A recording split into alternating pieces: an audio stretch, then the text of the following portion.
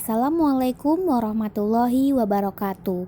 Halo teman-teman, bersama aku Anissa Fitrotoviani dari Program Studi Pendidikan Islam Anak Usia Dini UIN Sunan Kalijaga, Yogyakarta. Pada video ini aku akan membahas tentang urgensi dan sejarah PAUD di Indonesia.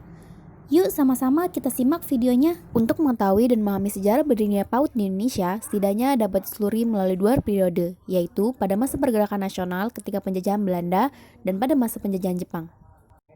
Periode pertama yaitu pada masa penjajahan Belanda dari tahun 1908 sampai 1941.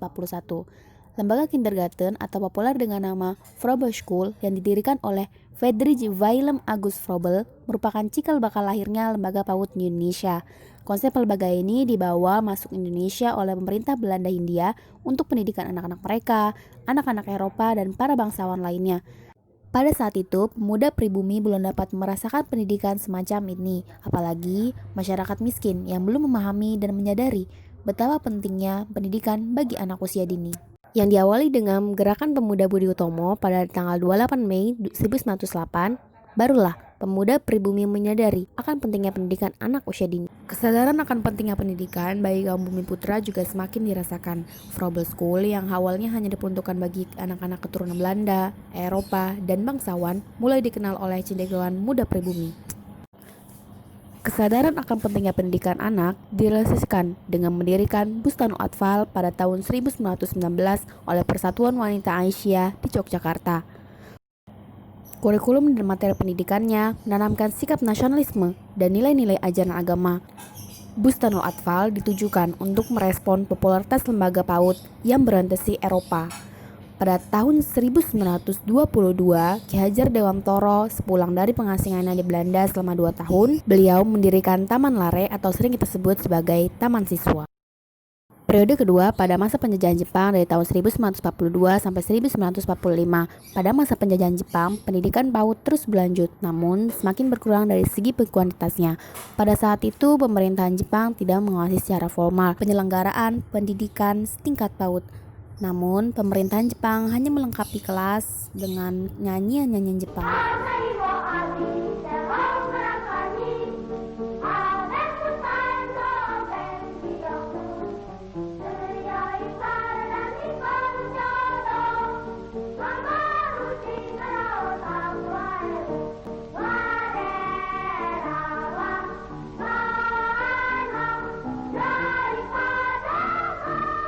Periode selanjutnya adalah masa-masa setelah kemerdekaan pada tahun 1945 sampai 1965 ditandai dengan berdirinya Yayasan Pendidikan Lanjutan Wanita.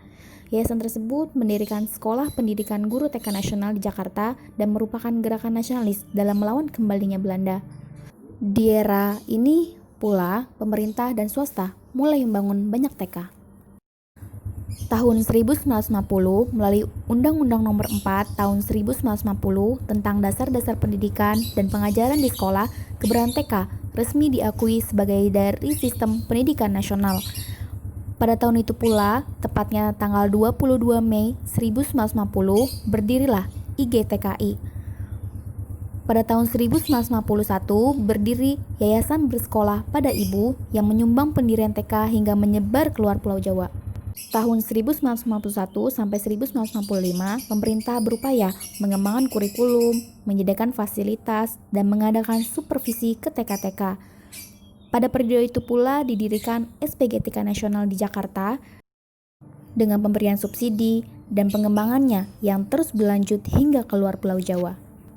Pada tahun 1957, berdirilah GOPTKI yang melaksanakan kongres pertamanya pada tahun 1999.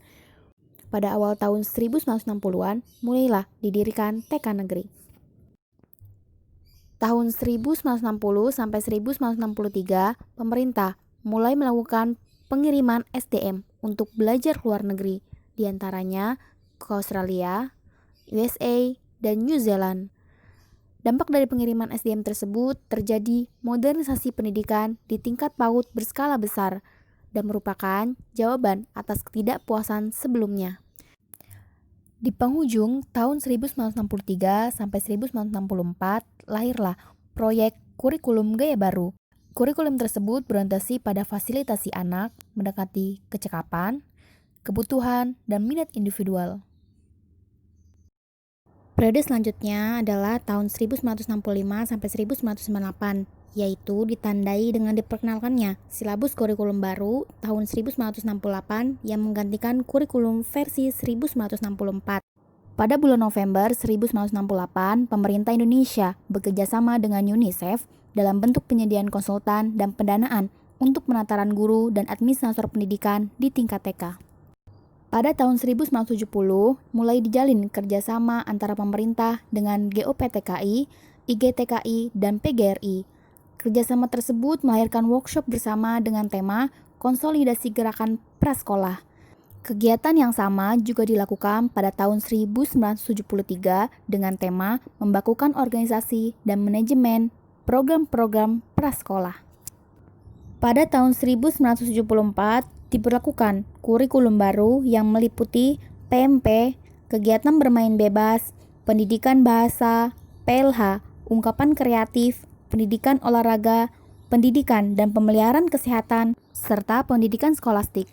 Pada tahun 1984, adanya pergantian kurikulum baru yang meliputi pendidikan agama, PMP, daya cipta, jasmani dan kesehatan, daya pikir atau pengetahuan, serta perasaan kemasyarakatan dan lingkungan.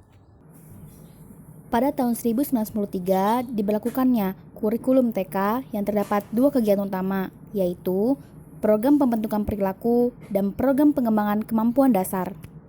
Pada tahun 1998 menguatkan berbagai upaya di bidang pendidikan anak usia dini, maka diadakan semi loka tingkat nasional tentang pendidikan anak usia dini di IKIP Jakarta. Periode tahun 1998 sampai 2003 ditandai dengan otonomi pendidikan yang berpengaruh terhadap tata kelola penanganan PAUD di pusat maupun di daerah-daerah. Pada periode ini, pemerintah mulai mendukung berkembangnya PAUD jalur pendidikan nonformal dalam bentuk kelompok bermain, taman penitipan anak, dan satuan PAUD dengan posyandu. Melalui dukungan Bank Dunia pada tahun 1998 sampai 2004, pemerintah mulai merintis program pengembangan anak usia dini di 4 provinsi, yaitu Jawa Barat, Banten, Bali, dan Sulawesi Selatan. Pada tahun 2001 dibentuk Direktorat Padu yang mengemban mandat melakukan pembinaan satuan PAUD nonformal. Pada bulan Februari 2002 terbentuk Forum Padu atau PAUD tingkat nasional yang turut berkontribusi dalam pembangunan dan pengembangan PAUD di Indonesia. Di periode ini pula terjadi pendirian PG PAUD jenjang S1 di beberapa perguruan tinggi. Periode tahun 2003 sampai 2009 ditandai dengan keluarnya Undang-Undang Nomor 20 Tahun 2003 tentang Sistem Pendidikan Nasional yang merupakan jawaban atas tuntutan reformasi dan dalam semua aspek kehidupan. Melalui undang-undang ini, untuk pertama kali PAUD diatur secara khusus dalam sebuah undang-undang, yaitu pada pasal 1 butir 14 tentang pengertian PAUD dan pasal 28 yang secara khusus mengatur tentang PAUD. Tahun 2003 diselenggarakan Semiloknas di IKIP Bandung yang menghadirkan para akademisi dari perguruan tinggi, forum PAUD, dan praktisi PAUD dari berbagai daerah. Semiloknas ini menghasilkan blueprint tentang kerangka akademik dan rujukan pengembangan PAUD di Indonesia yang mengawali konseptualisasi pembangunan PAUD di Indonesia. Di tahun 2004 sampai 2009, program PAUD menjadi salah satu dari 10 prioritas program Pendikbudnas, sehingga PAUD menjadi salah satu program pokok dalam pembangunan pendidikan di Indonesia.